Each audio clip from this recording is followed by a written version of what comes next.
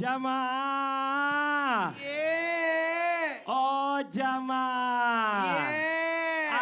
Alhamdulillah. Mana tepuk tangannya dari Palembang. Masya Allah, terima kasih banyak. Dan terima kasih banyak juga jamaah Islami Tunda yang di rumah yang selalu setia menyaksikan Islami Tunda. Masih di tema kita hari ini yang luar biasa ya. Semua wanita itu ingin dirayakan. Alhamdulillah.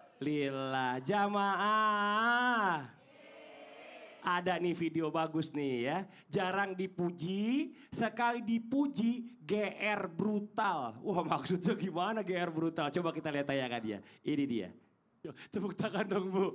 Itu saya ingat teman saya Ustadz Maulana kalau dipuji juga GR brutal karena jarang ada yang puji. Jangan begitu. Ya Allah tuh ya kan bener kan gayanya begitu tuh Masya Allah. Oke kita lanjut lagi nih Ustadz Syam ya. Dalam rumah tangga sering banget nih kita nih dikritik ya. Kritik paling sering kritik-kritikan antara suami dengan istri. Padahal sebenarnya pujian-pujian itu yang sederhana itu kan bisa menimbulkan yang namanya semangat ya. Bukan cuma hanya sekedar romantis. Tapi mungkin juga ini adalah salah satu bentuk syukur dan juga penghormatan. Pertanyaannya ya Ustadz Syam, bener nggak sih wanita itu nggak perlu dirayakan dengan barang-barang yang cukup mewah gitu ya? Oh iya Bu, nggak perlu Bu. Perlu nggak Bu? Perlu katanya. Oh perlu juga. Lebih mau mana Ibu? Dipuji apa dikasih barang mewah? Kasih barang. Dikasih barang mewah ya Allah. Ya udahlah. Silakan dilanjut aja Ustadz Syam, silakan. Tepuk tangan buat Ustadz Syam. Bang Fadli terima kasih sampai guru Ustadz Maulana Habib Muhammad para alim ulama yang dimuliakan Allah Subhanahu wa taala. Tentu saja pujian itu adalah membahagiakan apabila pujian itu dilontarkan oleh orang terdekat yaitu orang tua kepada anak, anak kepada orang tua, suami kepada istri, istri kepada suami, maka pujian ini bisa jadi hal yang membahagiakan atau bahasa tema kita hari ini atau dirayakan subhanallah. Tapi kenapa sih kadangkala kita tidak senang ketika dikritik padahal Sayyidina Umar bin Khattab radhiyallahu anhu itu beliau sampaikan tuba liman ahda ilayya uyubi, sungguh beruntung ataupun dikatakan rahimallahu man ahda ilayya uyubi, semoga Allah merahmati, menyayangi, mencintai orang yang menunjukkan aku kekuranganku, artinya mengkritikku. Kalau pola pikir kita seperti ini, ketika ada masukan dari suami, insya Allah menjadi kebahagiaan. Bagaimana menjadi seorang yang lebih baik lagi ternyata ditunjukkan oleh pasangan sendiri. Berarti pujian itu kadangkala tidak terlalu bagus, kritik juga tidak selamanya tidak bagus. Kenapa? Kadangkala ibu juga nanya kepada suami, ini bagus gak bajunya? Kalau pakai ini bagus gak? Pakai jilbab ini? Ujung-ujungnya pilihan sendiri yang dipakai. Awalnya nanya, pakai ini, pakai itu. Ternyata yang dipakai pilihannya sendiri bukan pilihan suaminya. Subhanallah. Tapi bagaimana dengan pujian? Maka pujian ini kadangkala juga mesti disampaikan karena Nabi SAW menyampaikan tidaklah bersyukur kepada Allah orang yang tidak mampu bersyukur kepada manusia. Artinya rasa terima kasih ditunjukkan kepada seorang istri. Rasa terima kasih ditunjukkan dari seorang suami kepada istrinya. Minimal ketika habis masak dipuji dulu makanan. Kenapa? Seumur hidupnya Nabi SAW tidak pernah sekalipun beliau mencela makanan. Minimal ini seminggu aja dulu atau 40 hari setelah itu bisa jadi istiqomah. Masya Allah. Jadi sebenarnya segala sesuatu itu perlu dibiasakan. Iya. Bisa karena biasa kan Betul. gitu, bener ya? Masya Allah. Dan bagus juga kalau direkam. Direkam. Karena kadangkala istri tidak ingat ketika dipuji tapi kalau dikritik dia ingat terus. Oh iya benar. Itulah pasang CCTV di rumah yang bisa ngerekam. Iya, Tepuk tangan buat Ustadz Syam. Masya Allah luar biasa. Jamaah. Kita panggil lagi guru kita Habib Muhammad Syabib. Maju ke depan Bib. Wah nih Bib. Ada lagi curhatan ya dari para wanita ke redaksi Islam itu indah. Banyak yang curhat wanita ya? ya? Banyak, karena katanya banyak nih istri atau mungkin perempuan yang ngerasa sepi. Sebenarnya bukan karena di rumah itu nggak ada orang atau kosong ya. Tapi ya kadang-kadang ada yang ngerasa dirinya itu seolah-olah nggak dilihat di rumah. Suami sibuk, pulang kantor ya udah, pulang makan, nggak ada muji apa-apa tidur. Pagi-pagi udah berangkat lagi. Begitu setiap hari. Nah sampai lupa bahwa istri ini ternyata juga butuh yang namanya dirayakan dengan quality time. Weh, maksudnya apa tuh? Waktu yang bermanfaat, yang berkualitas gitu loh, Masya Allah. Iya. Jadi benar-benar merasa dihargai. Mau dijawab penjelasannya? Tepuk tangan buat guru kita Habib Muhammad Syahab. Bu. Udah minum obat? Oh ya. Maunya gimana nih? Enakan suami di rumah nggak kerja atau suami keluar kerja? Nah, jadi jangan banyak protes. Artinya suami keluar itu untuk kerja. Bukan berarti betul kata Mas Fadil mengatakan kadang-kadang memang istri itu kesepian di rumah. Betul, bukan memungkiri hal tersebut. Tapi di sini harus ada kerjasama yang bagus. Mungkin banyak kegiatan yang bisa dilakukan seorang istri atau seorang perempuan di rumah. Nggak harus dia healing. Ya, healing sama teman-teman, keluar misalnya, kan nggak harus seperti itu, ngobrol-ngobrol. Akhirnya ketika ngobrol-ngobrol, oh suami kamu tuh kayaknya nggak perhatian sama kamu, pulang akhirnya berantem. Jadi apa yang bisa kita lakukan di rumah banyak, misalnya dia bisa lihat buku-buku masak. Ya, dia lihat buku-buku masak, dia bisa menyiapkan untuk suaminya ketika pulang kerja. Jadi waktu suaminya pulang kerja dilihat, Masya Allah ada masakan, dan suami bisa memuji istri tersebut. Dan juga buat suami juga harus memikirkan secapek-capeknya nih. Jangan suka menang sendiri sebagai suami. Secapek-capeknya kita keluar kerja di rumah, kita masih bisa ngobrol sama teman-teman. Tapi terkadang subhanallah, secapek-capeknya perempuan di rumah dia bingung mau ngobrol sama siapa. Nah di sini suami harus paham, al-hurru takfihil isyarah. Ada syair yang mengatakan orang yang pandai, orang yang cerdas cukup melihat isyarat saja. Nggak harus diomongin, nggak harus dikasih tahu. Oh kesian nih istri, sekali-sekali mungkin Sabtu atau Minggu mungkin bisa makan di luar kalau ada rezekinya.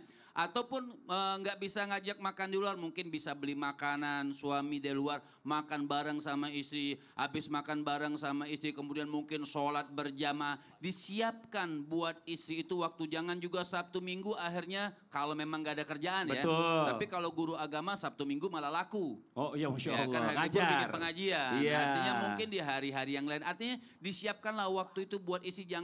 Jangan setiap hari kita lalaikan pulang tuh diam aja, selalu sibuk untuk di luar. Baru sampai rumah suaminya udah gatal tuh kaki pengen keluar lagi ketemu teman-temannya. Jangan. Itu harus ya. kita tahan hawa nafsu seperti itu. Masya Allah. Makasih banyak Habib. Baik. Tepuk tangan buat Habib Muhammad Syahab. Oke kita lanjut lagi. Sekarang waktu kita mau kasih kesempatan kembali jamaah buat curhat ya. Tapi sebelumnya kita kembali dulu ke segmen Curhat Dong Ustadz. Iya, kami curhat. Yang mau curhat boleh silakan angkat tangannya.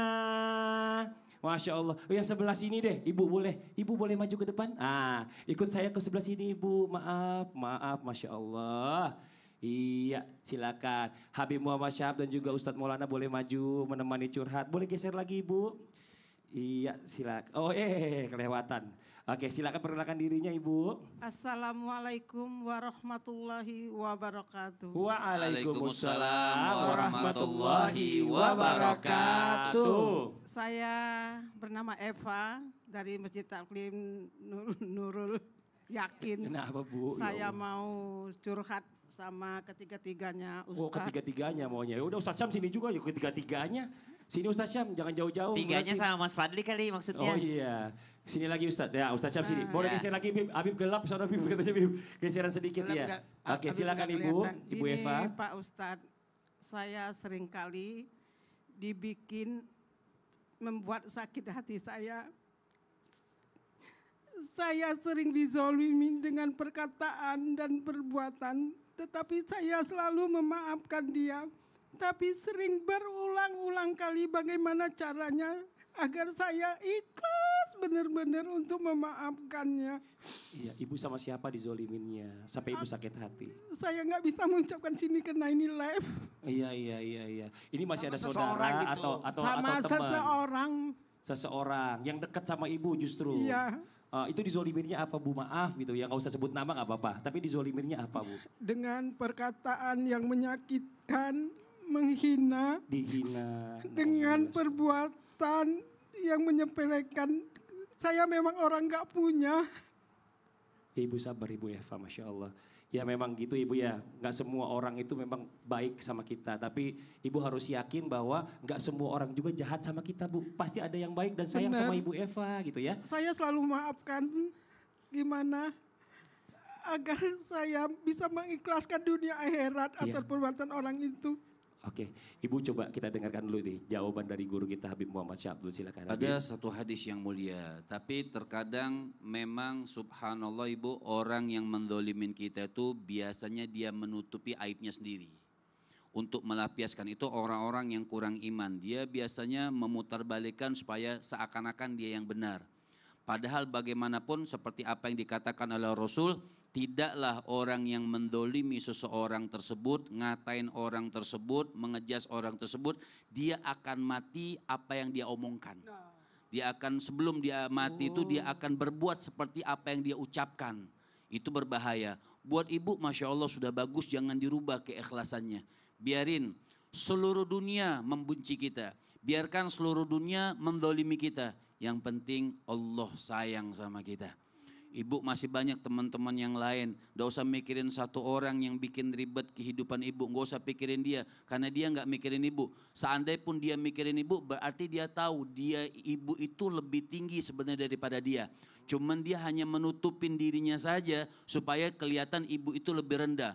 Bukan harta itu tidak jadi urusan. Yang jadi urusan di sisi Allah Subhanahu wa taala bagaimana keikhlasan ibu.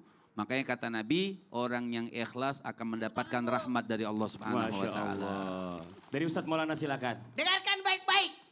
Ya, ini kita lagi dengarkan Ustadz. Jangan pernah terusik dengan kata-kata orang, omongan orang. Anggaplah angin berlalu. Anjing menggonggong, kafilah berlalu. Udah Bu, mohon maaf ya. Kepada semua orang yang merasa terhina dengan omong orang, ocehan orang, komentar orang. Udahlah, maaf. Kita boleh rendah hati, tapi tidak boleh rendah diri. Wah, tepuk tangan Bu. Ibu. Itu benar. Kita boleh rendah hati. Tawadu, tapi tidak boleh merendahkan diri. Berdamai. Bangkit Bu. Ibu punya. Coba. Ibu udah menang loh. Ibu sudah di sini. Dia tidak ke TV. Masya Allah luar biasa.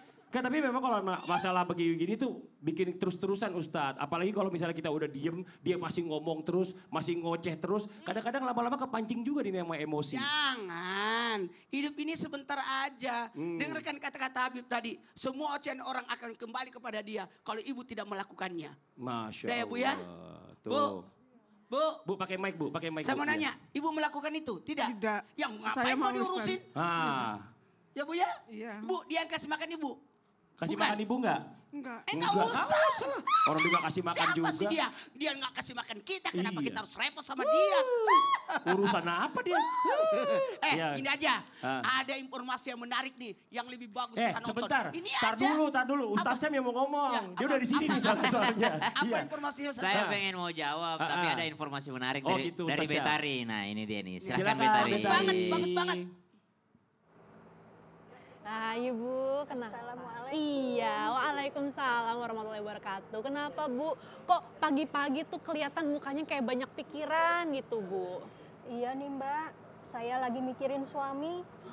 Umurnya kan udah 50 tahun ke atas, jadi sering lupaan. Kemarin aja dia lupa nyimpen dompetnya di mana. Saya kan jadi khawatir banget Mbak. Waduh, suami Ibu udah mulai pikun ya? Wah, tenang aja, Bu. Aku punya solusinya. Nih, Renovit Gold mengandung ekstrak huperzin untuk menjaga agar nggak cepat pikun, Bu. Beneran, manfaatnya sebagus itu Renovit Gold. Bener banget, Bu. Renovit Gold multivitamin dan mineral lengkap untuk usia 50 tahun ke atas. Mengandung 25 vitamin dan mineral serta kandungan zat aktif lain seperti beta-karoten dan lutein untuk menjaga mata agar tetap sehat, melindungi mata dari penuaan dan paparan cahaya berlebih dari sinar matahari, cahaya handphone, TV. Dan Renovit Gold juga mengandung L-carnitin untuk mencegah obesitas. Renovit Gold ini juga sudah bersertifikasi halal dan bebas gula, Bu. Jadi aman buat penderita diabetes. Nih buat suaminya Ibu, jangan lupa ya Bu, diminum 1 kaplet setiap hari setelah makan. Mbaknya juga minum Renovit. Iya Bu, kalau aku kan masih produktif ya usianya. Jadi aku minum Renovit setiap hari. Lengkap dengan 26 vitamin dan mineral untuk menjaga kesehatan dan daya tahan tubuh. Belinya di mana sih Mbak? Nah, Renovit dan Renovit Gold ini bisa dibeli di apotek terdekat atau di e-commerce. Nah, buat jamaah nih yang mau berangkat umroh, yang mau pergi jauh keluar kota, wajib banget beli Renovit biar tetap fit. Renovit dan Renovit Gold siap jaga kesehatan dan daya tahan tubuh. Nah, buat jamaah jangan kemana-mana ya. Setelah yang satu ini kita akan kembali lagi. Jadi tetap di Islam itu indah ya. Jamaah, alhamdulillah. Jangan lupa ya Bu diminum.